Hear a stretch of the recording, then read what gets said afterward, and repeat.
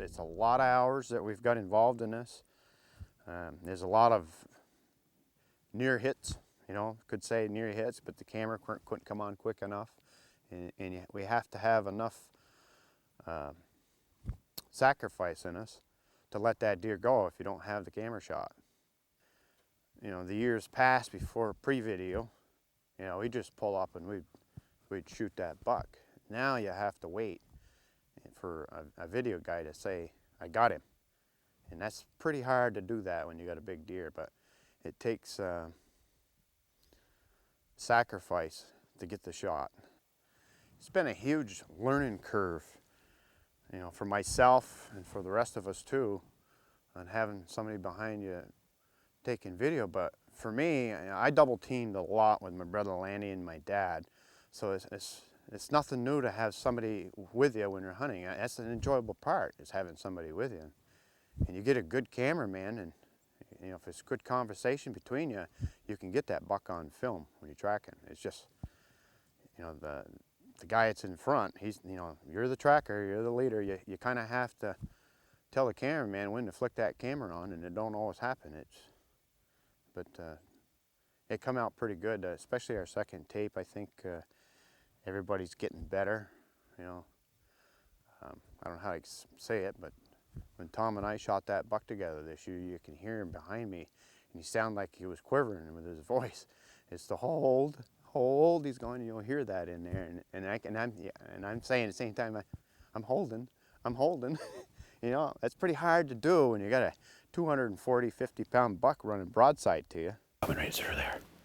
Hold on. I'm holding. Hang on a second. That normally you'd just shoot as he's going across, and to hold and wait for the cameraman to say, I got him, that's a learning experience. A lot of you out there probably would have a hard time with that. If you got any suggestions, please write us what you'd like to see, and we'll try to get it on film. You know, it's not easy showing it on film to you know, how you go about do it. Some of it you got to learn on your own by trial and error. The camera guy's got to be really focused on filming that deer and wanting to get that deer on film.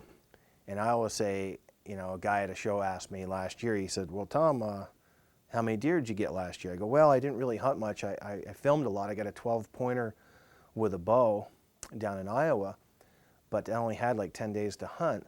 But I killed 5 Benoit bucks. I killed them with my camera, you know. And that's what you have to think about. You have to think about, you know, this camera is like a gun. And if I can see it through the lens of the camera and hit record, I could have killed that deer. And I'm hunting that deer with a camera.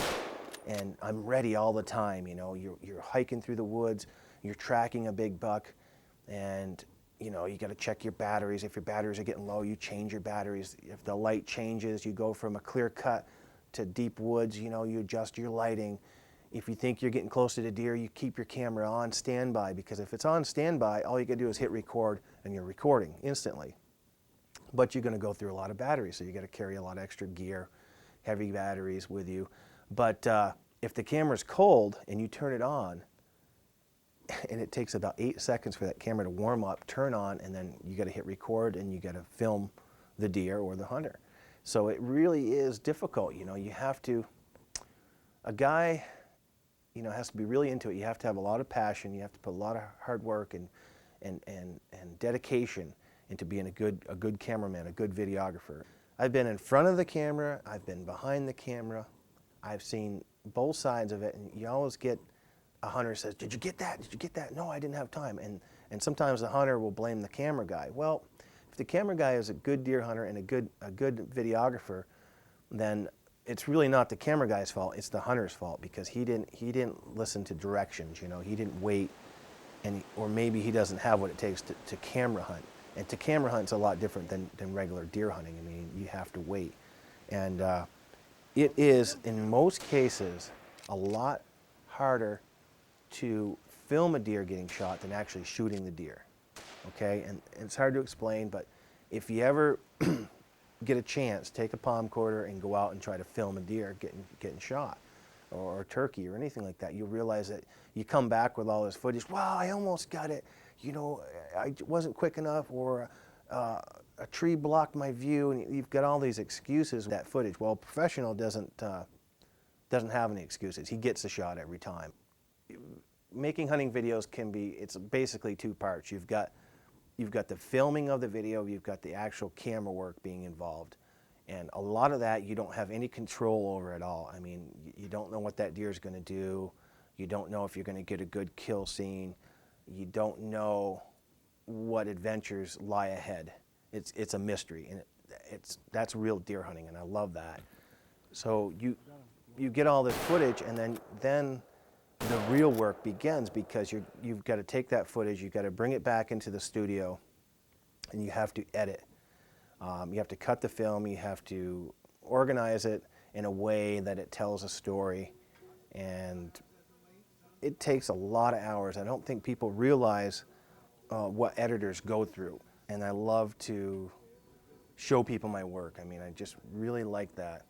And even though a lot of times I'm not happy with a lot of my work, you know, I'm always trying to do better, I'm always trying to learn better techniques of video making, and I'm always trying to become a better deer hunter too. And I learn every year. You know, I make a lot of mistakes, but you know, I really want to be the best in this field, and it's going to take a while. You know, I think a lot of people will see a big improvement from the you know, between the first Benoit video and the second Benoit video. I mean, there's a big difference, I think, in quality of the video, and maybe the editing too, and also the talent. I mean, the Benoits have gotten a lot better at telling their story, and they've also gotten a lot better at explaining a lot of their techniques of tracking.